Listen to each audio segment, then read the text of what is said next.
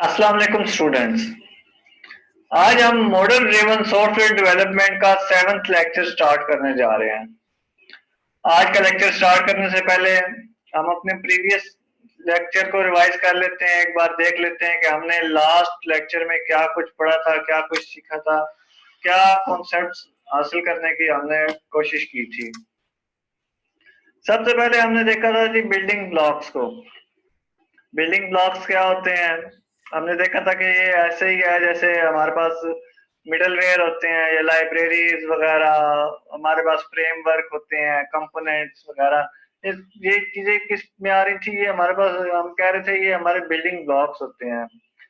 A platform can be founded on existing building blocks, ये हमने बात की थी। उसके बाद हमने देखा था जी प्लेटफॉर्म ईडीएम्स को। प्लेटफॉर्म ईडीएम्स क्या होते हैं? A fact that model-to-model transformation can be used to complete knowledge about the platform, provide them with a powerful use.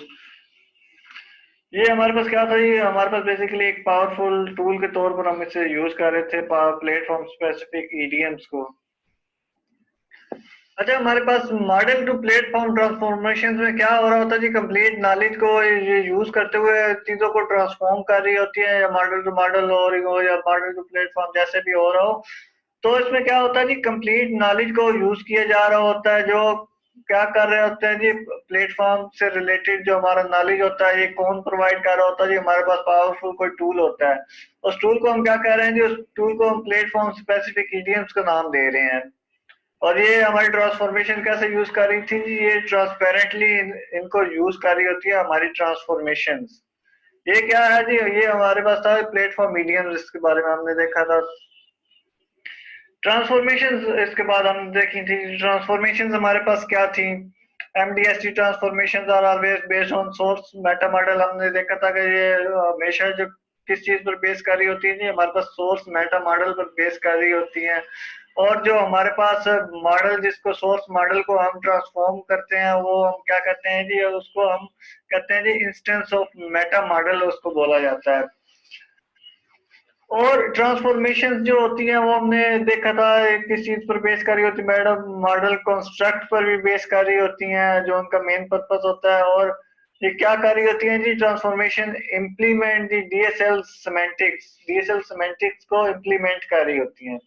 ये चीजें हमने देखी थी जी ट्रांसफॉर्मेशन के मतलब। उसके बाद ना हमने इसकी देखी थी, इसकी दो कंडीशंस होती हैं, दो फॉर्म्स होती हैं।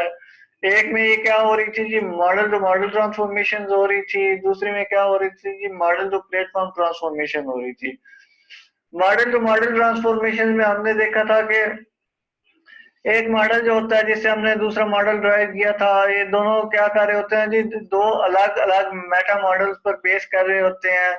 और ट्रांसफॉर्मेशन क्या होती है जी? डिस्क्राइब कर रही होती हैं कि how the construct of the source meta model are map to the construct of the target meta model. दूसरी जो थी हमारे पास मॉडल टू प्लेटफॉर्म ट्रांसफॉर्मेशन, वो क्या था जी?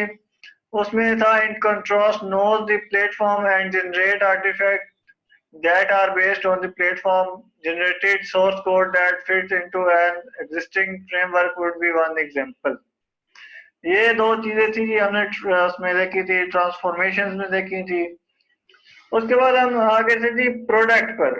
प्रोडक्ट हमारे पास क्या होती है? MDST pursues the goal of creating software product in a part or in a whole through one and more transformation। Product हमारे पास क्या होती थी? बेसिकली जो हम सॉफ्टवेयर तैयार कर रहे होते थे, डेवलप कर रहे होते थे, उसकी जो एंड होती थी हमारे पास, फाइनल चीज जो हमें मिलती थी, वो उसको हम क्या कहते थे? हम उसको प्रोडक्ट बोलते थे। ये किसी, हमने देखा था कि कोई एक पार्ट भी हो सकता है, यानी कोई एक मॉड्यूल वगैरह हो, उसको भी हम प्रोडक्ट कह रहे थे। और एज अ होल पूरे सिस्टम को भी हम क्या कह रहे थे? अपनी प्रोडक्ट कह रहे थे। यानी जो एमडीएसटी था वो क्या कर रहा था जी? उसका गोल क्या था? उसका गोल था जी सॉफ्टवेयर प्रोडक्ट्स को क्रिएट करना, पार्ट की फॉर्म में हो जाए या पूरा सिस्टम हो जाए, थ्रू वन और मोर ट्रांसफॉर्मेशंस। यानी ट्रांसफॉर्मेशंस को यूज करते हुए हम क्या कर रहे थे? सॉफ्टवेयर डेवलप कर रहे थे। उसको जो एंड पर हमें चीज मिल रही थी, जो हमें वर्किंग सॉफ्टवेयर मिल रहा था उसको हम क्या कर रहे थे, उसको प्रोडक्ट हम बोल रहे थे। प्रोडक्ट के बाद हमने देखा था जी डोमेन आर्किटेक्चर को। डोमेन आर्किटेक्चर क्या होता है जी? The meta model of a domain, a platform, and the corresponding transformation, including the implemented idioms, are that tools that are needed to make the transition from the model to the product were completely or partially automated। ये क्या चीज थी जी? ये हमारे पास था domain architecture. इससे मिलकर, इन सारी चीजों से मिलकर हमारा क्या बन रहा था?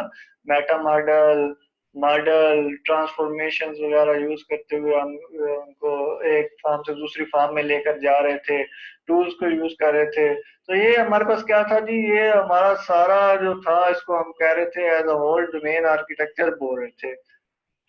The aggregation of these atoms is what we generally call the domain architecture, the central MDST concept। यानी इसको हम बोल रहे थे, ये हमारा MDST का सेंट्रल कॉन्सेप्ट था हमारे पास, डोमेन आर्किटेक्चर। ये वो सारी चीजें थी जो हमने ना डिटेल में देखी थी अपने लास्ट लेक्चर में। अब हम चलते हैं अपने आज के लेक्चर की तरफ, लेक्चर नंबर 7 की तरफ। देखते हैं कि हमने आज क्या चीजें डिस्कस करनी है।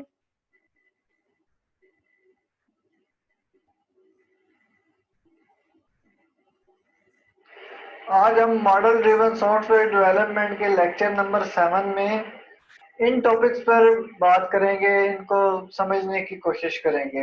ये हमारे आज के टॉपिक्स हैं जी।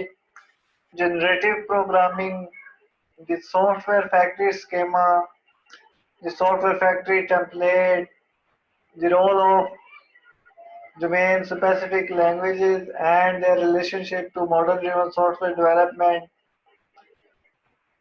model integrated computing, language oriented programming, domain specific modeling, model driven software development versus round trip engineering, model driven software development and patterns, patterns and profiles, patterns and transformations। ये हमारे आज के टॉपिक्स होंगे जी। इन पर हम आज गुफ्तगू करेंगे, अपने इन्हें समझने की कोशिश करेंगे कि ये क्या चीज़ है और कैसे हमारे लिए यूजफुल साबित हो सकते हैं।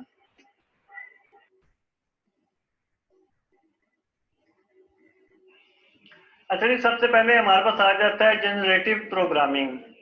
जनरेटिव प्रोग्रामिंग क्या है, इसको देख लेते हैं जी, ये क्या चीज़ है। Generative programming is a software engineering paradigm based on modeling software system families such that a given particular requirement specification, a highly customized and optimized intermediate or end product can be automatically manufactured on demand from elementary reusable implementation components by means of configuration knowledge। यानी ये क्या हो रहा है जी? Generative programming में हम क्या कर रहे हैं, ये बेसिकली हमारे पास सॉफ्टवेयर इंजीनियरिंग की पैराडाइम है जो बेस कर रही है किस चीज पर? सॉफ्टवेयर सिस्टम फैमिलीज पर। अच्छा, इसमें क्या होता है जी कि हम रिक्वायरमेंट देते हैं, रिक्वायरमेंट्स को स्पेसिफाई करते हैं और क्या करते हैं जी, highly customised and optimised intermediate and product हम ऑटोमेटिकली क्या कर लेते हैं जी, जनरेट कर लेते हैं, मैन्युफैक्चर कर लेते हैं। किस चीज से जी? From elementary reusable implementation components वगैरह यूज करते हुए, by means of configuration knowledge. अच्छा, इसको क्या किया गया है जी? इसको the driving factor of GPR, यानी GP stand for generative programming. क्या है जी इसके ड्राइविंग फैक्टर्स, वो देख लेते हैं जी। Adherence to industrial production paradigms such as those that of automotive manufacturing, the metaphor of a production line and an order form are widely used। अच्छा जी, ये जो हमारे पास इंडस्ट्री है उसकी पैरवी करते हुए, प्रोडक्शन पैराडिम्स को देखते हुए हमारा ये क्या काम कर रहा है जी? ऑटो मोटिव मैन्युफैक्चरिंग हो रही है इसमें, और मेटाफोर ऑफ प्रोडक्शन लाइन और ऑर्डर फॉर्म को क्या किया जा रहा है जी, इसमें बड़े पैमाने पर हम यूज कर रहे हैं अपने जनरेटिव प्रोग्रामिंग में। दूसरा पॉइंट है जी हमारे पास generative program. coming claims to produce complete product from specifications, 100% automation। यानी जीपी ने क्या कर रहा है, क्लेम किस चीज पर कर रहा है जी, कि वो कंप्लीट एप्लीकेशन बना रहा है। किस चीज को जी, स्पेसिफिकेशंस को देखते हुए 100% ऑटोमेटिकली हमारे पास कोड जनरेट हो रहा है। ऑटोमेशन का लेवल जो है हमारे पास 100% है। अच्छा, थर्ड पॉइंट है जी हमारे पास, GP emphasizes the creation of application from predefined atomic components। किस चीज पर जोर दे रहा है जी, प्री डिफाइंड एटॉमिक कंपोनेंट से ये क्या कर रहा है जी, एप्लीकेशन को कॉन्फ़िगर कर रहा है, उसको क्रिएट कर रहा है। हमारे पास फोर्थ पॉइंट क्या है जी इसका, generation of products that are optimised for specific aspects such as performance और code size. The goal of GP is therefore the creation of precisely fitted and optimized product from a model such as a formal requirement specification। किस किस्म की products को generate किया जा रहा है जी, optimised products को ना जनरेट करने की कोशिश कर रहे हैं। जैसे हमारे परफॉर्मेंस बेस हो गया, या कोड साइज को हम रिड्यूस कर दें ताकि उसकी एफिशिएंसी जो है वो बढ़ जाए। गोल क्या है जी हमारे पास, प्रिसाइजली फिटेड और optimised product from a model such as formal requirement specification. यानी हमने इस पे क्या करना है, जनरेटिव प्रोग्रामिंग में काम क्या हो रहा है, बेसिकली हम चीजों को ऑटोमेट कर रहे हैं। जो एप्लीकेशन हम बना रहे हैं उसको ऑटोमेटिकली ड्राइव कर रहे हैं, और उसकी क्या चीज का हमने देखना है, उसको ऑप्टिमाइज हमने बनाना है। उसका कोड साइज छोटा हो, उसको परफॉर्मेंस बेटर हो। इन चीजों को सारियों को कौन देख रहा है जी, हमारे पास जनरेटिव प्रोग्रामिंग देख रही है इन चीजों को।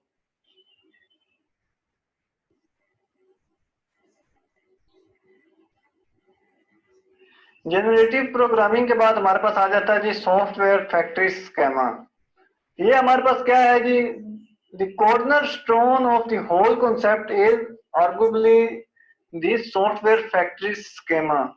यानी ये जो सारा हमारा कॉन्सेप्ट है जो हम लेकर चल रहे हैं, model driven software development, MDA वगैरह या जनरेटिव प्रोग्रामिंग, इसका संग बुनियाद कहाँ पर होता है जी, कहाँ से इसकी बुनियादी चीज क्या है, इसकी बुनियादी चीज है जी हमारे पास सॉफ्टवेयर फैक्ट्री स्कीमा।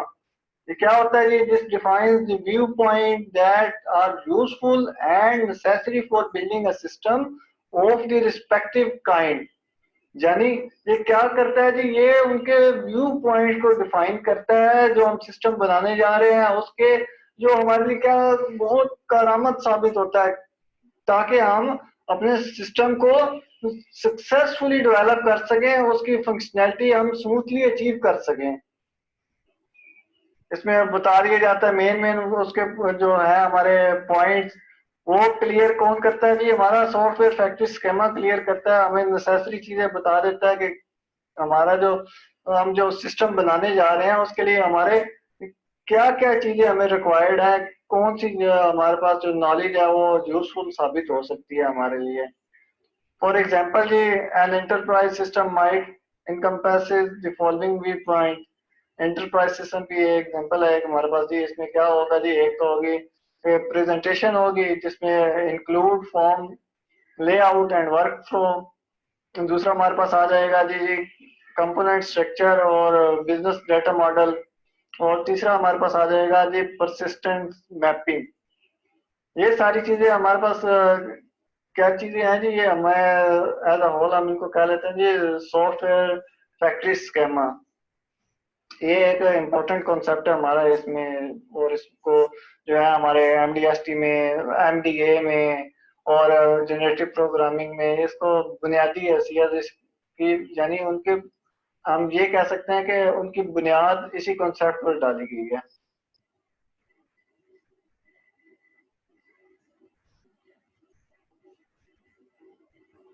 ये सॉफ्टवेयर फैक्ट्री टेम्पलेट, यानी सॉफ्टवेयर फैक्ट्री स्कीमा के बाद हमारे पास क्या आ गया जी, सॉफ्टवेयर फैक्ट्री टेम्पलेट। ये क्या चीज है जी, schema is basically a structure document. यानी हमारे पास जो स्कीमा था, जो हमारे पास सॉफ्टवेयर फैक्ट्री स्कीमा था, वो क्या था जी, बेसिकली वो हमारे पास स्ट्रक्चर्ड डॉक्यूमेंट था। However to be able to configure the development environment for respective kind of application, and such tool configuration is the ultimate goal of the software factory. यानी इसमें क्या बात हो रही है कि हमारे पास डेवलपमेंट एनवायरनमेंट को कॉन्फ़िगर करने के लिए हमें क्या करना पड़ेगा जी, हमें टूल को कॉन्फ़िगर करना पड़ेगा।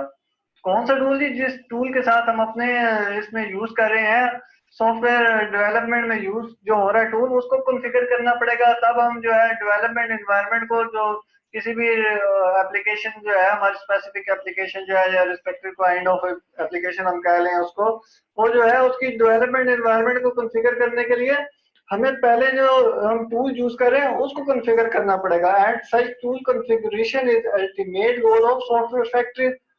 यानी उन टूल को कॉन्फ़िगर करना क्या है कि सॉफ्टवेयर फैक्ट्रीज का गोल है। जारी बात है, और टूल को कॉन्फ़िगर करेंगी तो आगे काम चलेगा। We must make all this tool usable, यानी हमें हर हाल में उस टूल को यूजेबल बनाना है ताकि हम कॉन्फ़िगरेशन कर सकें किसमें, डेवलपमेंट एनवायरनमेंट में। This configuration for the IDE यानी integrated development environment is called a software factory template. यानी वो जो टूल के साथ हम कॉन्फ़िगरेशन कर रहे हैं, किस लिए जी? ताकि हम अपनी डेवलपमेंट एनवायरनमेंट में कॉन्फ़िगरेशन कर सकें। ये क्या है जी हमारे पास, इसको हम क्या कहते हैं? इसको हम सॉफ्टवेयर फैक्ट्री टेम्पलेट बोलते हैं।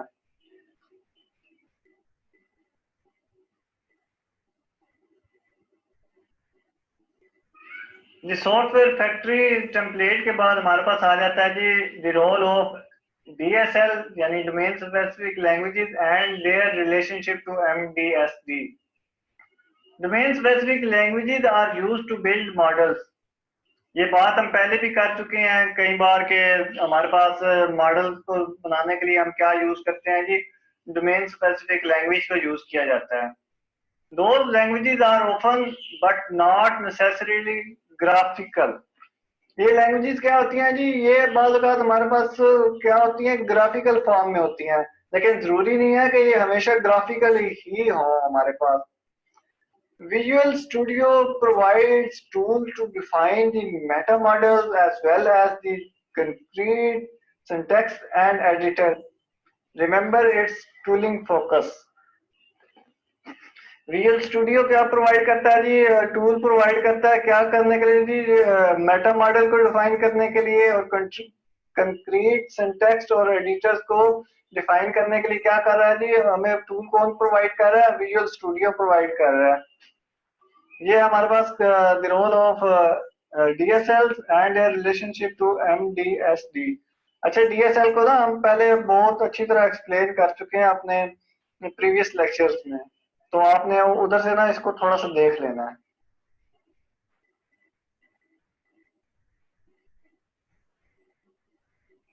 The role of DSL and their relationship to MDST के बाद हमारे पास आ जाता है जी model integrated computing. Model integrated computing क्या है जी? इसको देख लेते हैं थोड़ा सा, कैसे यूज हुई, शुरू हुई, किस चीज को फोकस कर रही है और कहाँ पर ये यूज हो रही है, ये देख लेते हैं। Model integrated computing started in the technical computing area। Technical computing area में हमारे पास ये स्टार्ट हो चुकी है जी। और मोर स्पेसिफिकली ये किधर यूज हो रही है जी? More specifically in the context of distributed real time and embedded system. यानी DRE सिस्टम जो है हमारे पास, उधर इसको यूज कर रहे हैं हम स्पेसिफिकली, उधर जो है इसका काम है, और ये उस एरिया को ना रिप्रेजेंट कर रही है, सर्व कर रही है। Such systems are used in many domains। बहुत सी डोमेन्स में यूज किए जा रहे हैं जी। इंपॉर्टेंट एग्जांपल हमारे पास क्या है जी? हमारे पास industrial monitoring and control systems हैं, डिफेंस एंड एवियोनिक्स हैं। यानी इसको हम कहाँ यूज कर रहे हैं जी? इसको हम अपनी इंडस्ट्री को मॉनिटर करने के लिए, उसको कंट्रोल करने के लिए जो हमने सिस्टम बना रखे हैं, उधर हम मॉडल इंटीग्रेटेड कंप्यूटिंग को यूज कर रहे हैं। उसके अलावा हमारे पास डिफेंस सिस्टम है, आर्मी हमारी है या एयरफोर्स वगैरह, ये हम किस लिए यूज कर रहे हैं जी? अपने डिफेंस सिस्टम के लिए यूज कर रहे हैं, अपने डिफेंस को अपने जो एनिमी है उसको मॉनिटर करने के लिए यूज किया जा रहा है। उसके अलावा एवियोनिक्स वगैरह, यानी ये हमारे जो होते हैं रिडार्स वगैरह क्या करते हैं, ये डिटेक्ट करते हैं एनिमीज के एयरक्राफ्ट को करते हैं। यानी ये सिस्टम जो है ना, इन सिस्टम्स में हमारे पास क्या यूज हो रहा होता है जी, मॉडल इंटीग्रेटेड कंप्यूटिंग हम यूज कर रहे होते हैं।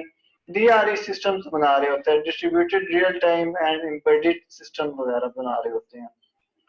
ये सारा है हमारे पास ही model integrated computing.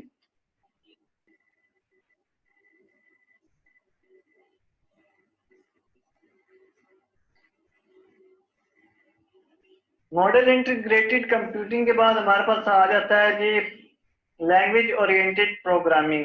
Language oriented programming क्या है जी, इस टर्म को देख लेते हैं, ये क्या चीज है हमारे पास। The term language-oriented programming has recently been used mainly by Sergey Dmitry and his company JetBrains, the maker of Inter IDE। ये क्या है जी, ये रिसेंटली यूज कौन कर रहा है इसको जी, सर्जे डिमिट्री है और उसकी कंपनी जेट ब्रेन्स है।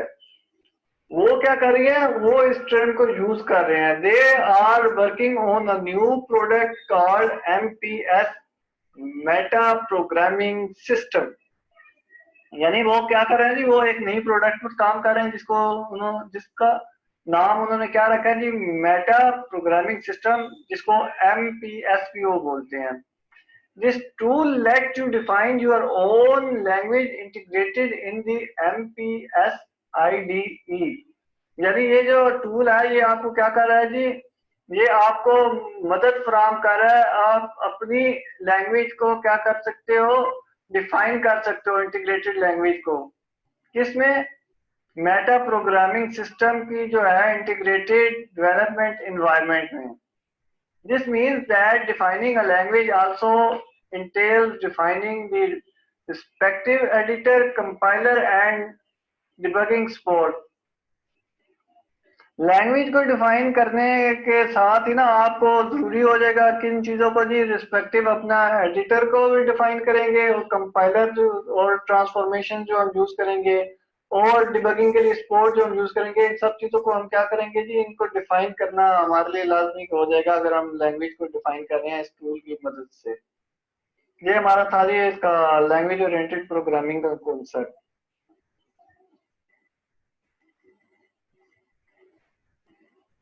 लैंग्वेज ओरिएंटेड प्रोग्रामिंग के बाद हमारे पास आ जाता है जी domain specific modelling. Domain specific modelling क्या है, जिसे हम DSM भी बोलते हैं। Domain specific modelling is primarily known as the idea of creating models for a domain in a DSL suitable for that domain। यानी क्या बात हो रही है जी, हमारे पास DSM जिसे हम डोमेन स्पेसिफिक मॉडलिंग कह रहे हैं, वो क्या है जी, हमारे पास बेसिकली आइडिया है क्या क्रिएट करने का, मॉडल्स क्रिएट करने का फॉर डोमेन। और कैसे हम करेंगे जी, इन a DSL suitable for that domain, यानी कि डोमेन स्पेसिफिक लैंग्वेज जो हमारी सुटेबल होगी उस डोमेन के लिए, उसको यूज करते हुए हम क्या कर रहे हैं जी, मॉडल क्रिएट कर रहे हैं। और उस मॉडल का जो बेसिक आइडिया है उसको हम क्या कह रहे हैं, डोमेन स्पेसिफिक मॉडलिंग का उसको नाम हम दे रहे हैं।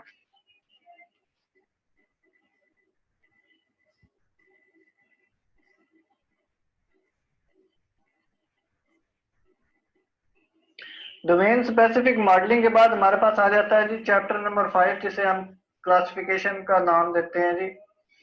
इसमें पहला टॉपिक हमारे पास आ गया जी MDST versus round trip engineering. यानी मॉडल ड्रिवन सॉफ्टवेयर डेवलपमेंट का हमने किससे मुआवजा करना है जी, राउंड ट्रिप इंजीनियरिंग से। अच्छा, ये काम round trip engineering is the concept of being able to making any change और any kind of change to a model as well as to record generated from the model। अच्छा, इस पर ना बहस करने से पहले हम देख लेते हैं फॉरवर्ड इंजीनियरिंग और रिवर्स इंजीनियरिंग को। फॉरवर्ड इंजीनियरिंग क्या है हमारे पास, रिवर्स इंजीनियरिंग क्या है। फॉरवर्ड इंजीनियरिंग में हम क्या कर रहे होते हैं जी, हम मॉडल से कोड को जनरेट कर रहे होते हैं। यानी हमने कोई मॉडल बनाया, अपने सॉफ्टवेयर का डिजाइन बनाया और उस डिजाइन से हमने क्या चीज कि जी कोड को जनरेट कर लिया, ऑटोमेट कर लिया मैन्युअली या ऑटोमेटेड कोड को जनरेट हो गया। रिवर्स इंजीनियरिंग में हमारे पास क्या होता है जी, रिवर्स इंजीनियरिंग में हम कोड से मॉडल की तरफ आ रहे होते हैं, यानी कोड हमारे पास होता है, हमने कोड लिखा हुआ होता है और उससे हम क्या करते हैं, हम उससे मॉडल को ड्राइव करते हैं। ये हम मैन्युअली कर सकते हैं या ऑटोमेटिकली हम कर लें, ऑटो जनरेट कर लें। बेसिक अब इनमें फर्क क्या है फॉरवर्ड इंजीनियरिंग में, रिवर्स इंजीनियरिंग में। फॉरवर्ड इंजीनियरिंग में हमने मॉडल से कोड की तरफ जाना है, मॉडल से कोड को ड्राइव करना है, और रिवर्स इंजीनियरिंग में हमने कोड से मॉडल को ड्राइव करना है। अच्छा, राउंड ट्रिप इंजीनियरिंग में और एमडीएसटी में, मॉडल ड्रिवन सॉफ्टवेयर डेवलपमेंट में, अब इनमें फर्क कहां पर आ जाता है जी, हमारे पास जो है ना मॉडल ड्रिवन सॉफ्टवेयर डेवलपमेंट, इसमें हम किस चीज पर फोकस कर रहे हैं, इसमें हम मॉडल से कोड की तरफ जा रहे हैं।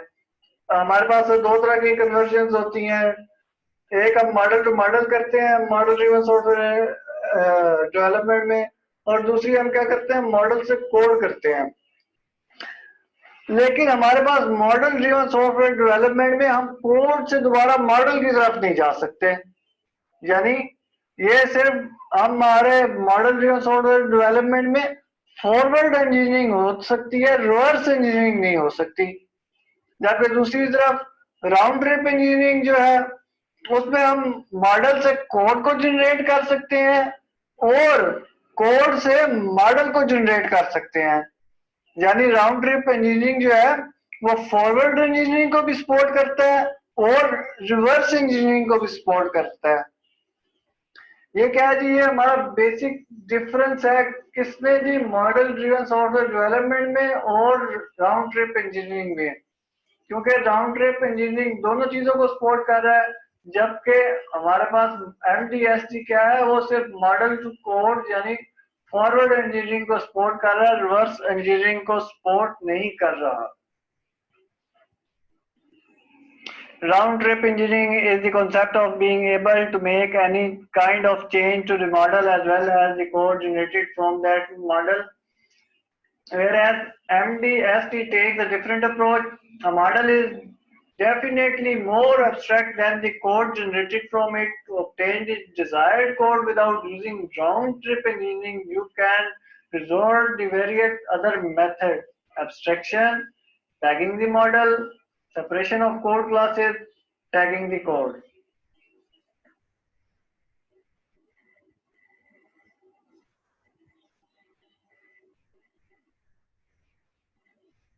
Model driven software development versus round trip engineering में जो हमने डिफरेंस देखा है लास्ट स्लाइड में जो हमने बात की है, अगर आप इस डायग्राम को देखें तो आप बेहतर अंदाज में उस बात को अंडरस्टैंड कर सकते हैं हमारी, कि हमने जो लास्ट स्लाइड पर बात किया forward engineering, reverse engineering, round trip engineering और मॉडल ड्रिवन सॉफ्टवेयर डेवलपमेंट के बारे में। इस फिगर में आप देख सकते हैं, ये सारा जो है आपको फिगर के थ्रू समझाने की कोशिश की गई है।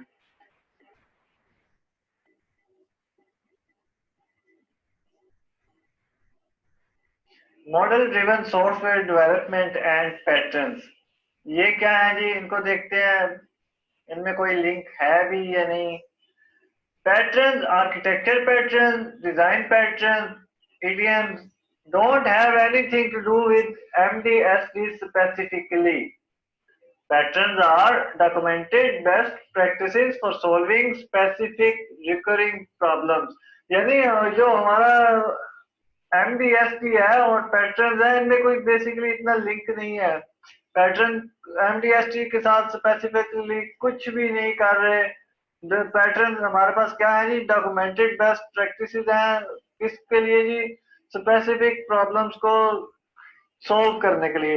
यानी जो प्रॉब्लम्स हमारे पास बार बार आ रही होती हैं, यानी एक सिस्टम को डेवलप करते हुए प्रॉब्लम आई है, फिर आप कोई और सिस्टम डेवलप कर रहे हैं, वो प्रॉब्लम दोबारा आई है, इसी तरह ना ये सर्कल चलता रहता है। तो उसके लिए हमने क्या किया जी, जो सोल्यूशन हमने दिया ना वो पैटर्न फॉर्म में दे दिया, ताकि हम क्या कर सके, ये जो बार बार प्रॉब्लम ओकर हो रही है इसको सोल्व किया जा सके। इसके लिए उन्होंने ना एक पैटर्न दे दिया।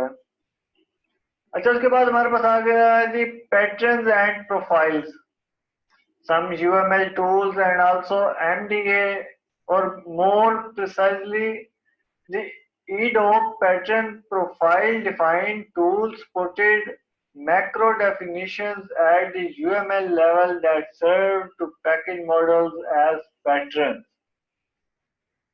कुछ UML tools और मॉडल ड्रिवन आर्किटेक्चर में क्या हो रहा होता है जी, ई डॉक पैटर्न प्रोफाइल जो होती है वो टूल सपोर्टेड माइक्रो डेफिनेशंस कर रही होती है, डिफाइन कर रही होती है उनको कहां पर जी, एट यूएमएल लेवल पर। क्या करने के लिए, पैकेज मॉडल को सर्व करने के लिए एज अ पैटर्न, यानी जो हमारे पास पैकेज मॉडल थे उनको क्या कर रहे होते हैं जी, एज अ पैटर्न यूज कर रहे होते हैं, एज अ पैटर्न सर्व किया जा रहा होता है डिफाइन करने के बाद।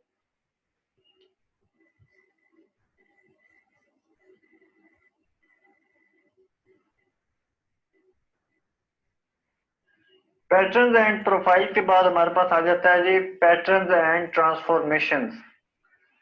The relationship of patterns with model-driven software development stems from the fact that transformations are a form of formalized best practices insofar that structures in the target model corresponding with the structure of a pattern solution are often created through transformations. अच्छा, patterns और हमारे पास जो model driven software development है, इनके relationship का अंदाजा आप इस बात से लगा सकते हैं कि ये जो ट्रांसफॉर्मेशन होती हैं जिनका हम जिक्र ऑलमोस्ट फर्स्ट लेक्चर से करते आ रहे हैं, ये क्या होती है, ये फॉर्मलाइज बेस्ट प्रैक्टिसेस की फॉर्म है।